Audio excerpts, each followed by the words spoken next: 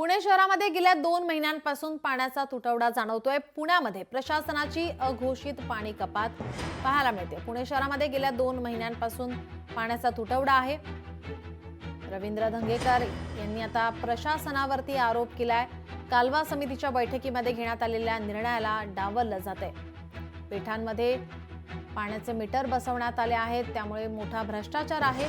याचा नागरिकांना भुर्दंड पडत आहे। महापालिकेने यावर विचार करावा आणि यासाठी आता धंगेकर हे आक्रमक पाहायला मिळत आहेत।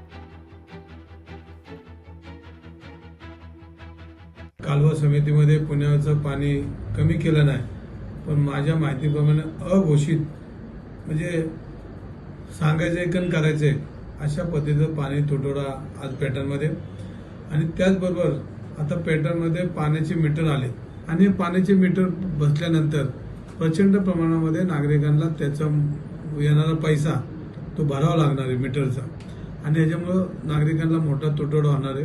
नागरिकांच्या खिशात हात घालण्याचा हा प्रकार आहे। तर हे मीटर बसवताना त्यांनी जी नियमावली ती नियमावलीमध्ये सूट देऊन त्याच्यामध्ये काहीतरी नागरिकांना दिलासा मिळेल अशा पद्धतीची योजना फेर योजनेचा विचार करावा आणि नागरिकांना दिलासा द्यावा।